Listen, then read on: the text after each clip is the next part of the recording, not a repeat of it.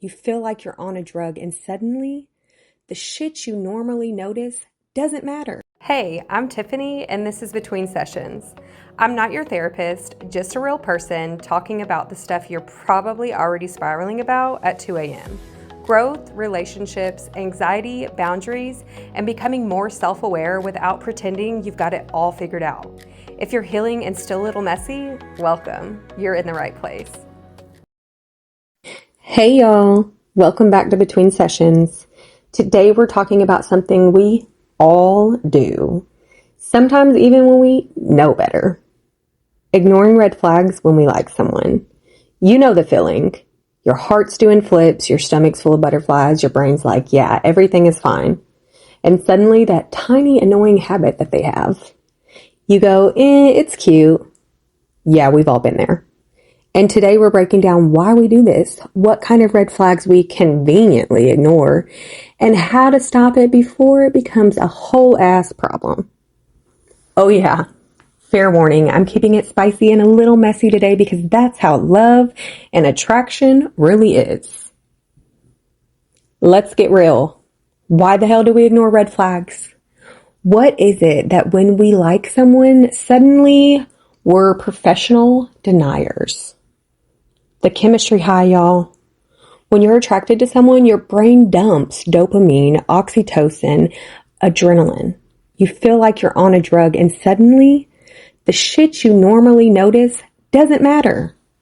You're high as hell and little warning signs look cute or quirky. Hope and protection. We're experts at seeing who we want them to be instead of who they actually are. Oh, he's just having a rough week. Girl, that's literally every week. She's just sarcastic. Don't take it personally. That's emotional abuse and a fun packaging sometimes. Fear of being alone. This one's huge, y'all. Sometimes the fear of being single or missing out on love makes us ignore red flags like they're not there. Maybe if I just give them more chances, maybe they'll change. Nah, girl, that's a trap, baby. And honestly, it's one that we fall into so much. We try to love someone more to make them love you more or the right way. Past patterns, we all repeat patterns. If you grew up seeing certain dynamics, people being flaky, dismissive, hot and cold, you normalize it, right? You think it's just love when really it's conditioning. Take a second. Think back to your last crush. Did you ever ignore a little nagging feeling because you like them? Yeah, me too. It's all right. Attraction is wild, but awareness, that is powerful. All right, now let's talk about red flags. The ones that make you roll your eyes but go, it's fine. I like them too much. Communication red flags, ghosting or disappearing for days. That's a major one. And when they come back, you forgive them because they said, I'm sorry, it won't happen again. Patterns don't apologize themselves, honey. Talking over you or dismissing your feelings, y'all. This one is huge. You're too sensitive or you're dramatic and you go along with it because chemistry. No, you're not too sensitive and you're not dramatic. Don't let anyone talk over you or at you. And damn sure don't let them dismiss your feelings. Avoiding serious conversations. This one is so huge. If you can't talk about small important things now, imagine later when real shit hits the fan. A friend once told me about a guy who disappeared every weekend. She rationalized it. He's busy. 3 weeks later, still gone. And she went back like a moth to a flame. Girl, stop giving him free passes. Has that ever happened to you? Close your eyes. Think about it. Yeah, I thought so.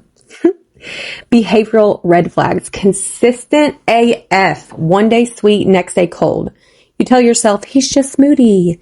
But it's a pattern. Patterns don't vanish, babes. Frequent irritability or anger. Attraction makes you go, oh, he's passionate. But when it escalates, it's fucking scary. We're not dealing with that, okay? We are grown-ass men and women. We are not dealing with a fucking 30-something, 40-something, 50-something-year-old toddler with tantrums. Not doing it. Flirting with others and you see it but ignore it. It's harmless. Nope. That's disrespect, baby. I once liked someone who flirted constantly in front of me and I laughed it off. Why? Because I liked him. And that's when I realized attraction is dangerous. It's a dangerous drug. Respect red flags, ignoring boundaries, making jokes at your expense, not valuing your time, energy, or opinions. This one is so huge, y'all. Time is the one thing in life you cannot get back. Okay? And I am not going to waste it on you, on the next person, on your mama, your daddy, my mama, my dad, none of that.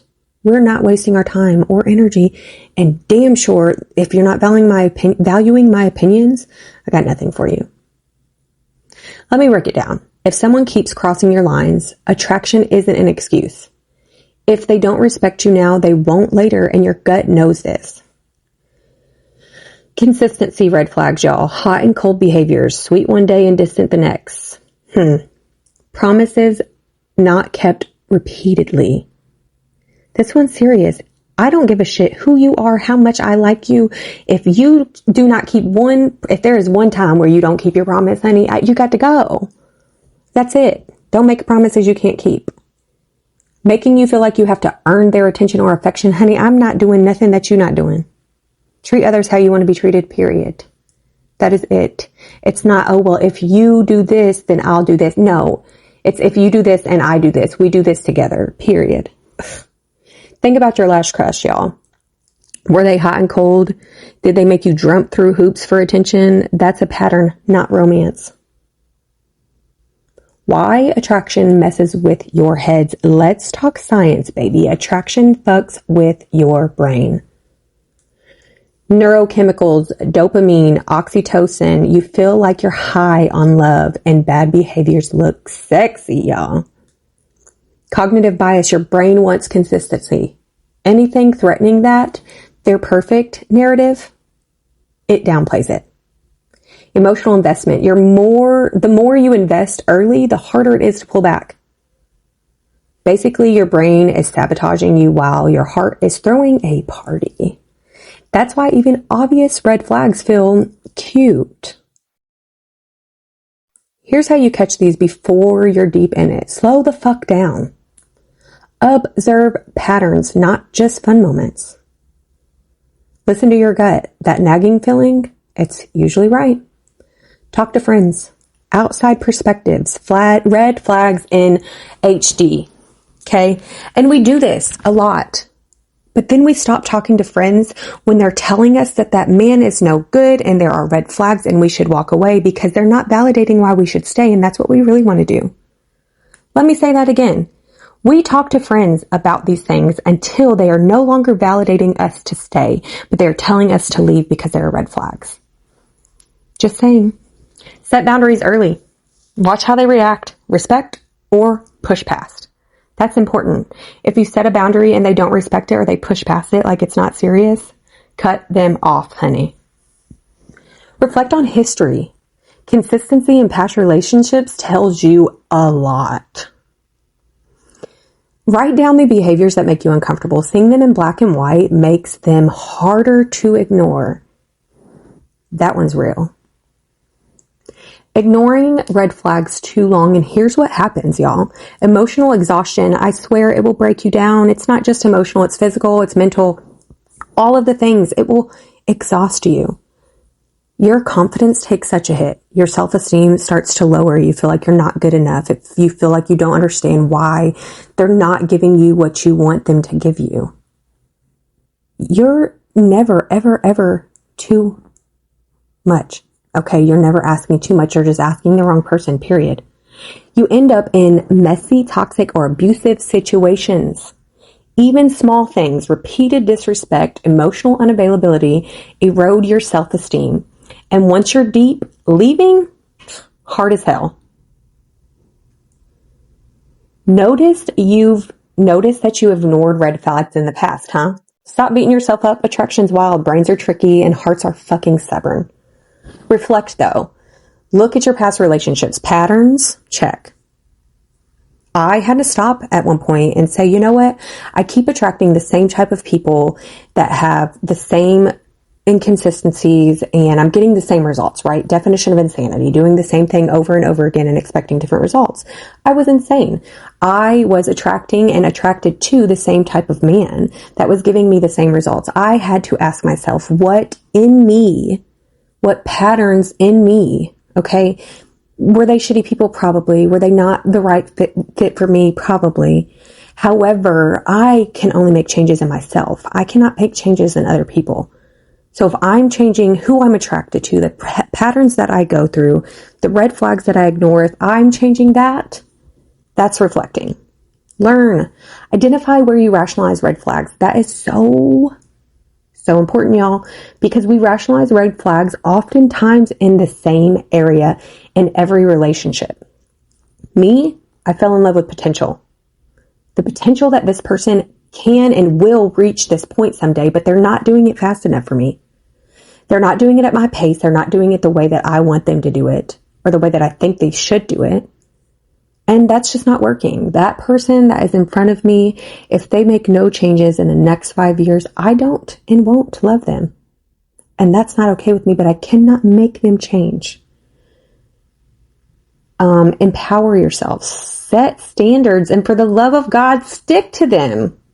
Attraction isn't the enemy. Ignoring your intuition, that's the problem, y'all.